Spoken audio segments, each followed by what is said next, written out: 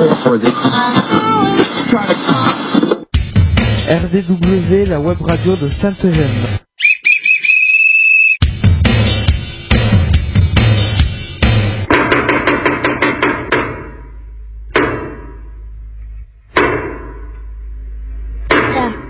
RDW, la web radio de Sainte-Gemme. RDW, Web radio de Sainte-Gemme. ITEP Sainte-Gemme, RN 6113 11150 Bram. RDW en partenariat avec info-rugby.com.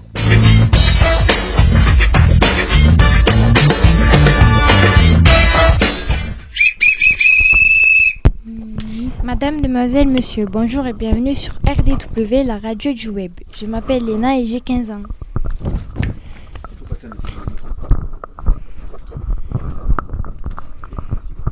Je m'appelle Nassim, j'ai 13 ans et on va avoir le plaisir de vous accompagner tout le long de cette émission.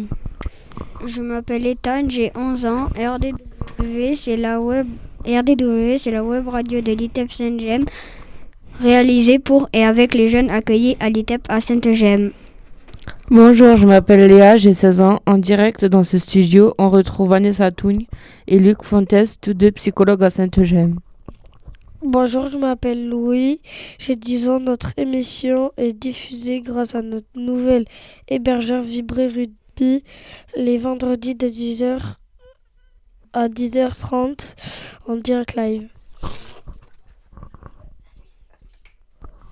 Toutes les émissions. Comment écouter l'émission en direct? C'est facile, téléchargez l'application Vibrer Rugby sur vos smartphones, tablettes ou ordinateurs. Sélectionnez Vibrer Rugby, puis Radio et appuyez sur Radio Rugby 2 et Play. Abonnez-vous à notre chaîne YouTube et de mettre plein de likes. Pour nous réécouter, consultez YouTube, recherchez ITEP Sainte-Gemme. Toutes les émissions précédentes, les 6 premières saisons, sont à votre disposition. Aujourd'hui, c'est la 21e émission de la 7e saison de cette année scolaire. Nous sommes le vendredi 31 mai 2024. Nous fêtons les Bérangers, bonne fête à eux. Nous allons passer au programme de l'émission. Allez, jingle. RDW, la web radio de Sainte-Gemme. ITEP Sainte-Gemme, RN 6113 11150 Bram. RDW en partenariat avec info-rugby.com.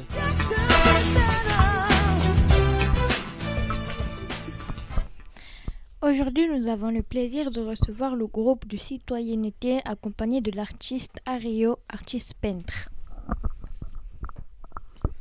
La nouvelle expo éphémère est là, celle du mois de juin, on vous en parle. Vous pouvez aussi créer votre propre expo. On finira par un quiz, les arts, astuces, la météo et le sport. Très beau programme, non? Allez, c'est parti pour cette émission. Jingle.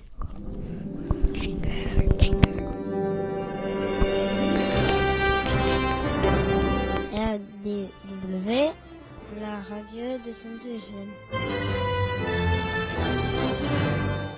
ITEP Sainte-Gemme, RN 6113 11150 Bram. RDW en partenariat avec info-rugby.com.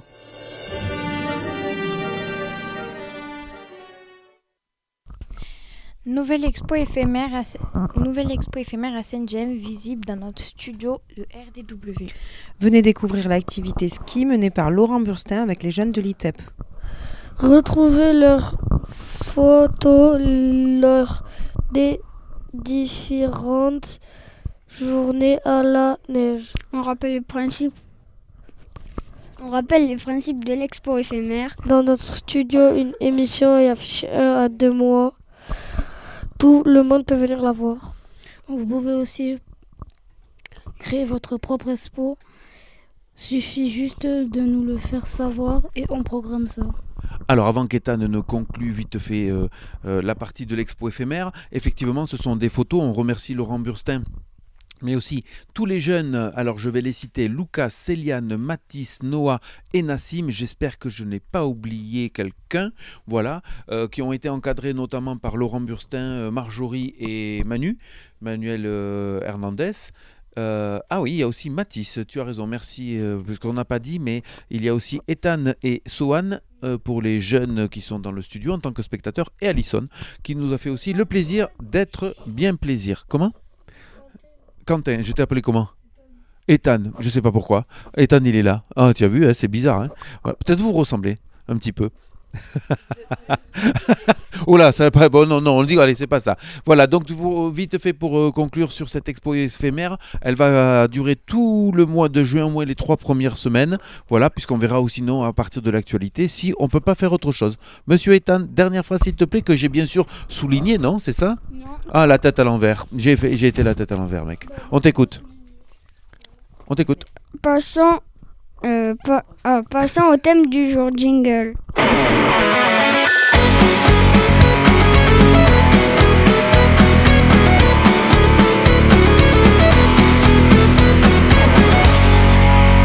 Radio CESAD Castel d'Odari. C'est une émission mensuelle réalisée par les jeunes du CESAD. Pour écouter nos émissions, allez sur YouTube et tapez sur votre moteur de recherche Radio CESAD Castel. Vous écoutez Radio CESAD Castel, la web radio du CESAD de Castel-Naudary. Radio CESAD Castel.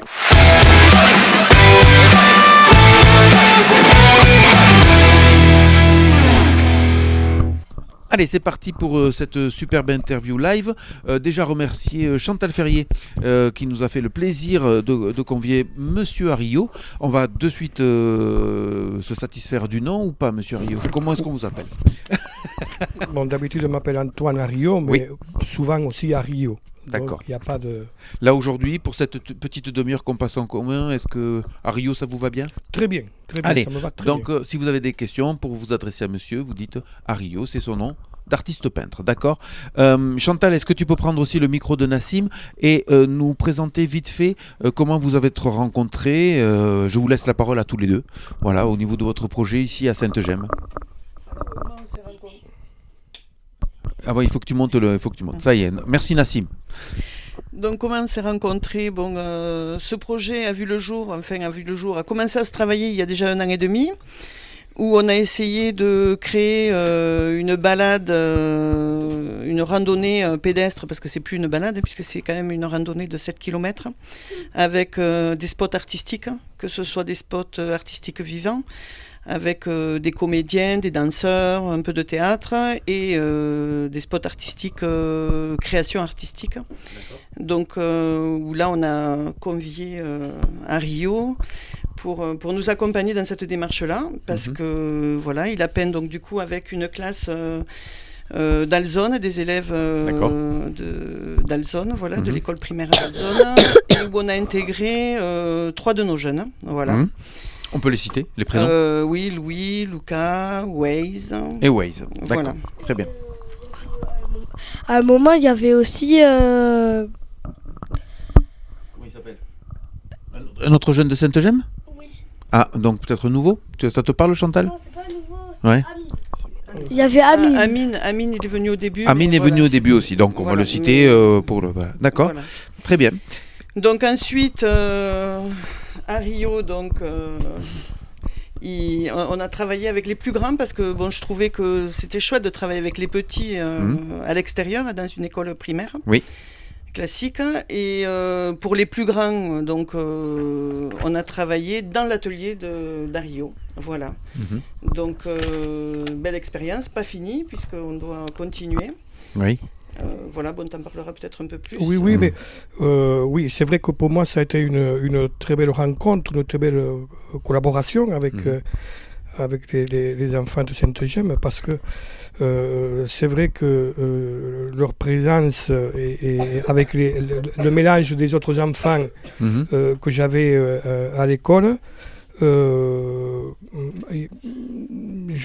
c'est vrai que c'est difficile j'avais pas trop l'habitude de travailler avec des enfants de cet âge-là. Oui. Je préfère. J'ai toujours travaillé avec des gens un peu plus âgés. Donc pour moi, ça a été un petit peu compliqué. Mais ça s'est fait. D'ailleurs, le résultat a été très très très satisfaisant. Et même, je dirais que à chaque fois que je fais une partie pédagogique, artistique, je rencontre toujours la pépite, comme on appelle nous, dans ce système pictural. Et à Sainte-Gemme, il y en a une. Ah. Voilà, il y a une pépite. Vous attisez notre curiosité. Eh oui. Mais bon, c'est vrai que l'étoile, on va les présenter samedi prochain. Oui. Ah. Je dis pas de bêtises, c'est samedi prochain à Ressarques-sur-Lampie. Oui. Donc il y aura aussi la pépite de Sainte-Gemme, peut-être qu'on va l'appeler comme ça, on ne sait jamais. Peut-être ça va Mais être ça. voilà, c'est pour dire qu'il y a des rencontres qu'on fait, même quand il y a des enfants, quand il y a du travail fait dans les écoles, et voilà. Bien sûr. Alors nous, ils sont ici assez, j'allais dire, éduqués à l'art. On fait en sorte de faire pas mal de projets pour l'ouverture d'esprit, pour plein de choses comme ça. Il reste encore des stigmates du travail avec l'artiste qui est venu à Abraham, Elia Pagliarino. Voilà, aujourd'hui on vous reçoit vous, on est quand même très ravis. Nassim, tu veux poser la première question à Rio, s'il te plaît, en prenant le micro de Chantal qui le garde possessivement. Pour nous, auditeurs, pouvez-vous vous présenter? Oui, alors, je suis artiste peintre professionnel. Je suis l'inventeur d'un nouveau style qui s'appelle l'evolutisme. Et ça, je le travaille depuis une vingtaine d'années, mais ça a été officialisé il y a à peu près 7 ans à Rodez. D'accord. Une ville incontournable pour l'art, puisqu'il y a le musée, Bien sûr, le musée Soulage. Bien sûr. Donc oui, voilà, ça a été officialisé là, le volutisme. Et voilà, donc internationalement, je travaille dans des galeries je suis représenté dans des galeries un peu dans le monde entier.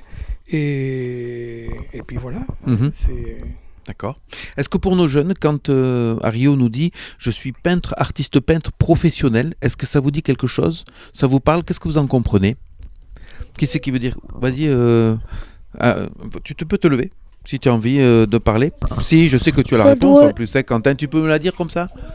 Non? Qui c'est qui peut le dire? Ça doit être... ouais. C'est quelqu'un qui fait beaucoup de peinture depuis très longtemps. Oui, et qui en vit. Voilà, c'est son métier. C'est son métier, être artiste peintre, il vit de ses peintures, il vit de son art. Voilà. Une petite question subsidiaire, être artiste peintre, être artiste tout court et vivre de son art, c'est compliqué? Très compliqué. Très compliqué. Bien sûr qu'il y a énormément d'artistes dans le monde entier. Bien sûr. C'est vrai qu'à l'époque, c'était des galeristes qui avaient le monopole de choisir l'artiste. Et puis, en fait, c'était plus facile avant. Puisque quand on dépendait d'une galerie, la galerie faisait le travail d'exposition. Il n'y avait pas ce matériel qu'on a maintenant avec Internet et tout ça, où il y a des milliers d'images qui passent. Et donc, c'est vrai que le plus difficile, c'est de se faire reconnaître sur des centaines de milliers d'artistes qu'il y a dans le monde entier. Et voilà, on est très peu d'élus.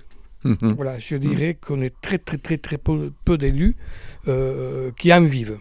Oui. Qui en vivent. Il y en a qui en vivent, mais ils en vivent très mal. Voilà. Eléa, tu peux prendre le micro s'il te plaît et poser ta question à Rio s'il te plaît. Comment devient-on artiste et pourquoi la peinture? L'idée c'est que vous nous expliquez un petit peu votre parcours. Voilà. D'accord. Alors, il y a plusieurs façons de devenir artiste. D'abord, c'est l'envie de vouloir être artiste déjà, c'est l'envie. Alors, il y a la possibilité, comme moi, je pense que c'est vrai en plus, c'est naître déjà artiste. C'est-à-dire que quand on est petit, on fait des choses qui sont déjà artistiques. Et il y a la différence entre l'âge, par exemple, quand j'avais 7-8 ans, je dessinais. Et d'autres gosses qui avaient mon âge dessinaient aussi, mais on s'arrêtait toujours sur mon dessin à moi. Donc, c'est ça. Vous étiez la pépite. Oui, voilà, j'étais la pépite, oui, j'étais la pépite à cette époque-là. Et après, il y a bien sûr, on est avec, comme je dis, on est mouillé un peu dans l'art. Après, il y a les écoles. Bien sûr, il y a les écoles, les écoles de beaux-arts. J'en profite puisque j'en fais partie.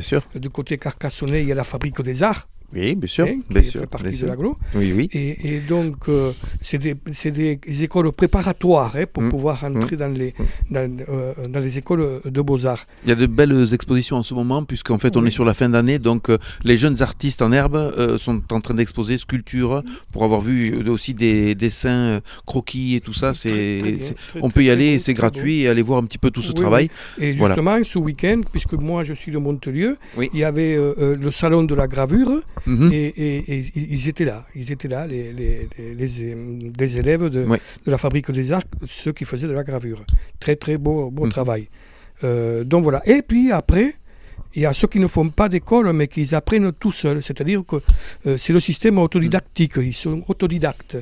Et eux, ils aiment la peinture, ils ont envie de peindre, mais ils ne sont pas passés. D'abord, ils sont pas nés un peu dans l'art, mais petit à petit, ça leur a plu, ils ont eu l'envie et ils apprennent eux-mêmes. D'accord. Voilà, c'est ce qu'on appelle, nous, qui font de l'art singulier. C'est ça. Pour les jeunes ici, autodidactes, voilà, c'est je me construis tout seul par moi-même. Voilà. Or, c'est vrai et faux, un petit peu, parce que quand même, autodidacte, on s'apprend tout seul, mais on a quand même des petites influences, non, quand même ? Parce qu'on voit des choses, notre cerveau travaille. Oui, voilà. bien sûr. Mais après, on apprend tout seul, c'est vrai. Voilà, il n'y a pas une école de référence. Ah, je dis une bêtise. Bien sûr, oui, il n'y a pas d'école normalement. Il n'y a pas d'école pour un autodidacte. Je ne suis pas. Voilà. Mais c'est vrai que j'ai entendu parler qu'il y en a qui voulaient le faire. D'accord. Ils voulaient faire des écoles d'autodidactes. Et bien sûr, je m'y opposerai à chaque fois. C'est un peu bizarre le concept, oui. C'est un peu bizarre. Oui, c'est un peu bizarre. Je le conçois. Mais j'espère que ceux qui veulent le faire entendent cette émission. Et c'est vrai que je serai opposé à ce système d'école autodidactique. Très bien.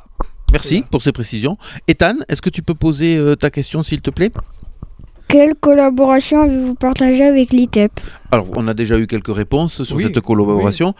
Moi, personnellement, je ne sais pas vous, les petits jeunes, là, mais moi, je veux savoir la pépite. J'aimerais bien en savoir un petit peu plus quand même. Donc, au-delà de la collaboration, est-ce qu'on peut avoir quelques informations sur cette pépite ? Oui, on peut avoir des informations parce que ça est venu. Le travail, ça a été d'abord de leur apprendre des esquisses de mon travail à moi, le nouveau style qui s'appelle le volutisme, où je pars sur un système très très enfantin, c'est-à-dire le gribouillage. D'accord. Voilà. D'accord. Ça déplaît à certaines critiques, d'art, mais c'est comme ça. Je suis parti sur quelque chose d'enfantin, le gribouillage.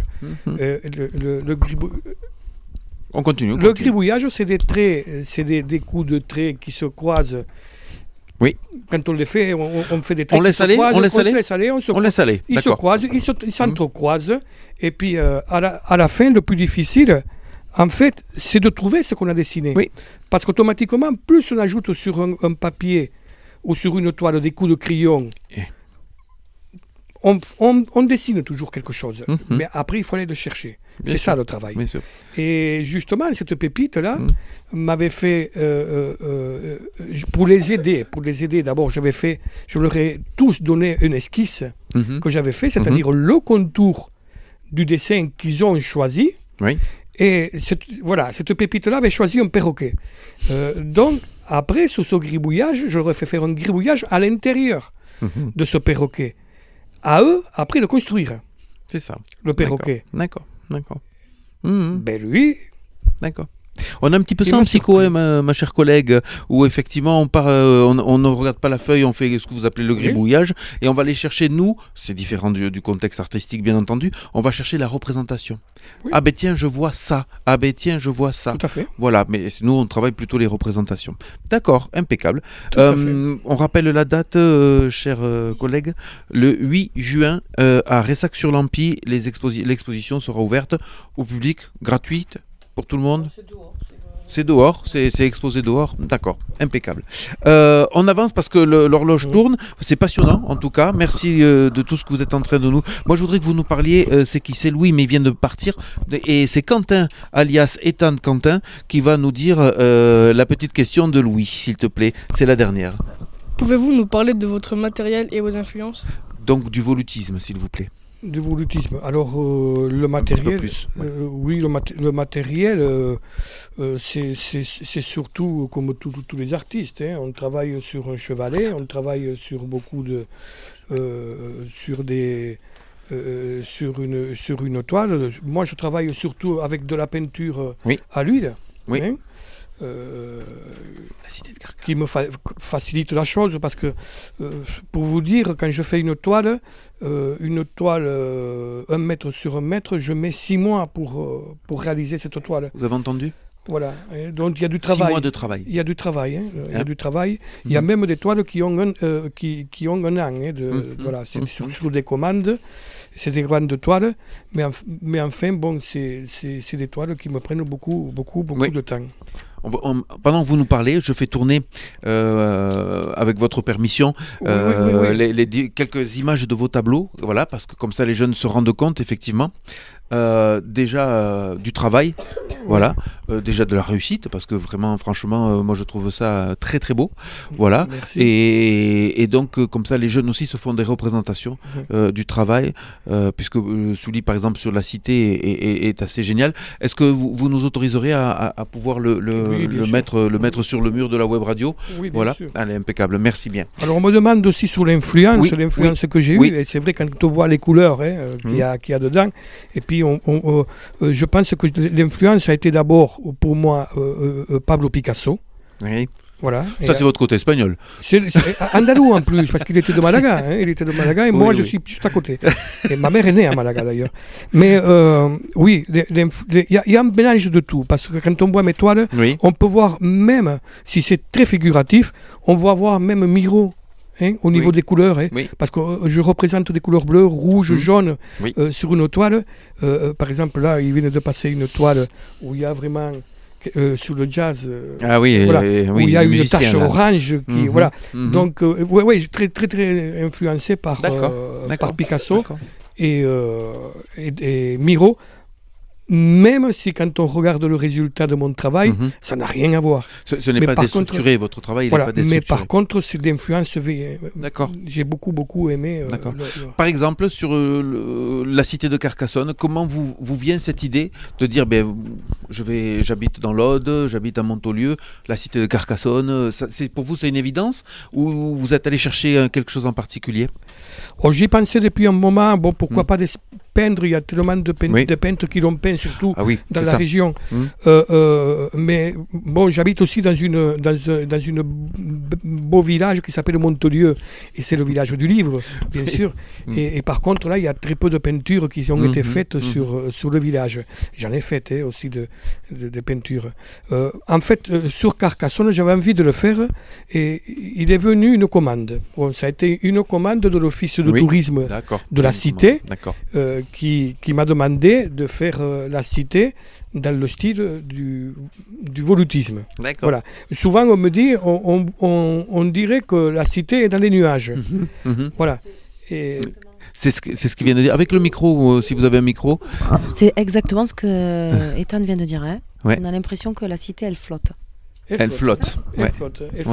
Elle flotte dans des volutes. Bien vu, Ethan. Elle flotte dans des volutes. Voilà. Bon, c'était très difficile comme travail, par contre, la cité, parce que quelqu'un qui aurait fait du cubisme aurait été ça aurait été plus facile pour lui que moi, dans les arrondis, dans les arabesques, dans les volutes. Ça a été très très difficile. Il a fallu. Mais le résultat, bon, voilà. Est-ce que quelqu'un a une question à poser à Rio ? Je sais que c'est compliqué de prendre le micro maintenant et tout ça. C'est bon, vous avez à peu près tout compris ? Ouais, d'accord. Ouais, super, bravo Ethan. Donc je vous donne rendez-vous pour la visite à partir du 8 juin à Ressac-sur-Lampy pour aller voir un petit peu tout le travail de nos jeunes avec la collaboration bien sûr de l'artiste peintre que l'on remercie encore vivement. Je pense que Léna va prendre un petit micro et va nous dire un petit peu la suite parce qu'il faut qu'on avance vu l'horaire. Ça mériterait, j'allais dire 30 minutes de plus d'émission parce que je crois que vous avez un discours qui apporte et qui parle un petit peu à nos jeunes et pas qu'aux jeunes. Voilà, donc c'est tout à fait intéressant. Merci Chantal en tout cas d'avoir pensé à la web radio pour faire venir l'artiste et pour pouvoir discuter. Voilà. Qu'est-ce qu'on fait Miss Léna ? Il est l'heure de s'informer, on passe aux actus.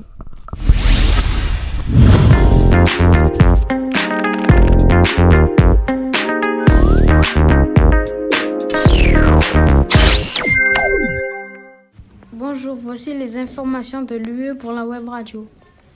Vive le rugby ! Toulouse rugby à 15. Samedi 25 mai, Toulouse a joué contre Leinster, une ville d'Irlande. Le club de Toulouse a gagné 31-22. Il est devenu champion d'Europe. Et le 6e titre pour Toulouse. Carcassonne rugby à 13. Dimanche 26 mai, Carcassonne a joué contre Albi. Le club de Carca a gagné 8-6. Il est champion de France et champion d'élite 1. C'est un doublé historique. Bravo à l'Occitanie! Allez, merci pour ces actus. Léna, c'est à toi. C'est à toi, Léna. Nous remercions chaleureusement le groupe des actus de l'UE.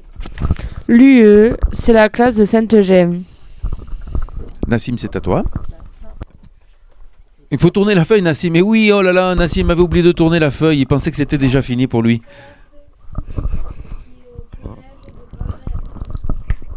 Ainsi que tous les jeunes par leur travail font vivre la web radio. Il est l'heure de faire marcher les biscottos. On passe au sport.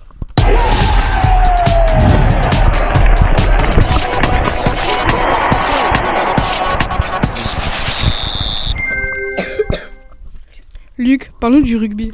Alors, je ne vais pas vous parler du rugby parce que Nassim et Noah l'ont fait, mais plus Nassim que Noah l'ont fait tout à l'heure mieux que moi dans les actus. Juste vous dire qu'effectivement, Toulouse, champion d'Europe, qu'est-ce que ça fait du bien de le dire.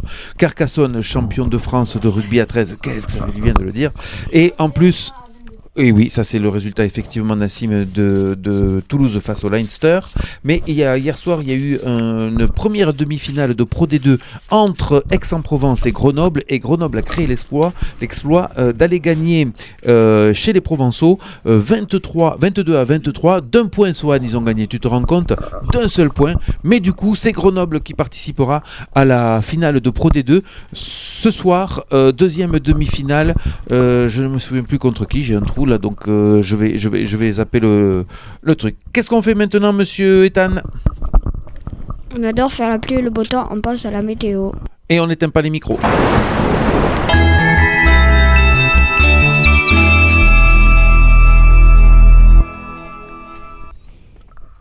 Alors Vanessa, quel temps veux-tu ce week-end ?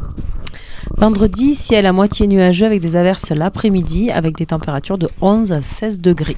Samedi, ciel nuageux avec de courtes éclaircies, température de 11 à 15 degrés. Dimanche, après dispersion de la brume et des éclaircies, matin et après-midi, température de 12 à 18 degrés. Tristesse, c'est la fin de cette émission. Allez, jingle. Ainsi s'achève ce 21e numéro sur RDW saison 7. On espère que vous avez pris autant de plaisir à nous écouter que nous à réaliser cette émission. Faites découvrir notre web radio, parlez-en à vos amis, à votre entourage. Comment réécouter l'émission ou l'écouter en différé ? Allez sur YouTube et tapez ITEP Saint-Eugène. Vous pourrez l'écouter ou les réécouter toutes. N'hésitez pas à laisser vos commentaires plein de pouces bleus et de likes. Vous pouvez aussi vous abonner à notre chaîne.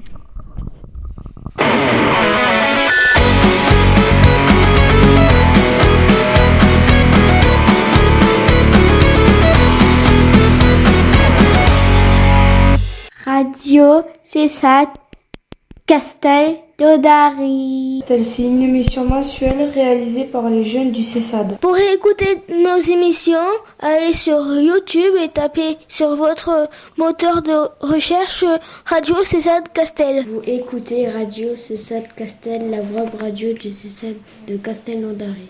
Radio CESAD Castel.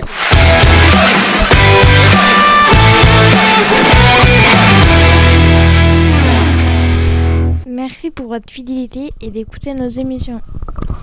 RDW, c'est la radio du web, la web radio de Saint-Eugène. Il faut que je dise à Luc que je m'améliore au piano. Et surtout, n'allez pas dans le bureau de Luc Fuentes parce que ça fouette. Merci monsieur Ethan, c'est dommage parce que je voulais te faire un compliment parce que franchement je te vois travailler au piano, je vois un petit peu la rétention d'informations, comment tu retiens les notes et tout ça, et avec Léa vous faites un duo assez intéressant sur le piano, et je pense que les parents vont avoir la chance de vous entendre à la journée PEPS pour certains je dis, voilà, et donc ce sera vraiment chouette, et chouette ça rime avec fouette. On y va, on continue. Il est temps de remercier nos reporters. À la semaine prochaine pour une nouvelle émission. Merci à nos reporters, Léna, Louis et Quentin, Ethan, Léa et Nassim. Et nous laissons comme à l'accoutumée le mot de la fin à nos invités. Allez, Chantal, tu veux bien commencer ? Oui. Je pense qu'il faut remercier plusieurs personnes, notamment Frédéric Régnier et l'association AVEC, qui est quand même porteuse du projet. Oui. Voilà, donc la metteur en scène et la comédienne aussi qui a coordonné tout ça, Michel Gary. Tous les bénévoles de l'association AVEC et de toutes les associations qui ont participé. Et l'ITEP Saint-Eugène, tous ceux qui ont participé aussi à l'ITEP, puisque voilà, on est dans le projet. J'ai quand même, Chantal, l'impression qu'il y a un triptyque dans l'Aude entre le FEP d'Alzone, Ressac-sur-Lampy, Saint-Eugène. Il y a quelque chose, il y a un triangle des Bermudes là, non, quand même, parce que chaque année, il y a quelque chose qui se développe à ce niveau-là. Non, c'est vraiment chouette, et moi je remercie toujours, quand j'ai l'opportunité, des adultes qui encadrent un petit peu tout ça et qui permettent à ces jeunes, à nos jeunes, de pouvoir ouvrir leur esprit. Et on remercie les artistes quand même qui sont là et qui travaillent avec nous. Bien donc sûr. Il y a Ario qui est là aujourd'hui, mais il y a aussi d'autres artistes dans le théâtre. Bien sûr. Voilà. Notamment Laurent Sofiati qui est natif de Ressac-sur-Lampy et le fameux triangle des Bermudes. Voilà, qui est comédien aussi. Voilà. D'accord. Et puis et plein de compagnies, voilà, d'artistes. Ario, le mot de la fin, il est pour vous. Eh bien voilà, ça va me permettre de dire que ce triangle des Bermudes va nous permettre de collaborer un peu plus souvent, parce que ça a été une réussite. Ce n'est pas fini encore, puisque il y a encore une fresque qui est en train de se faire avec les artistes qui sont un peu plus grands.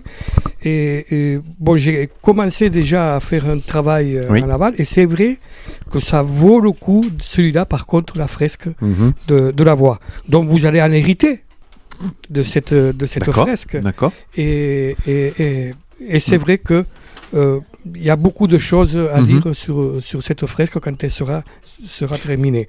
Et en fait, je vous remercie de m'avoir invité.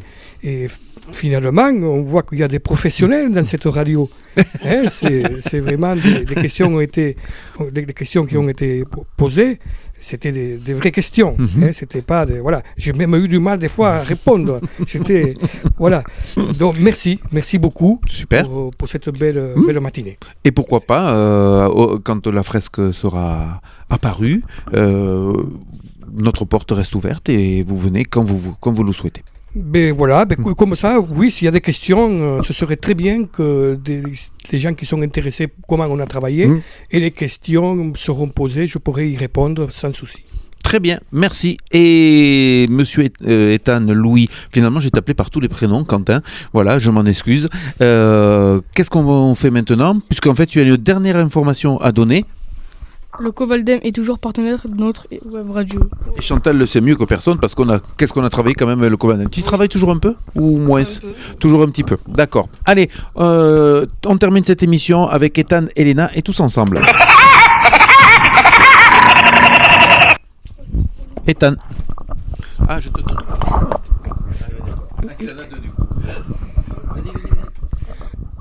Merci d'avoir écouté cette émission. On se retrouve bientôt et maintenant, silence radio. Silence radio.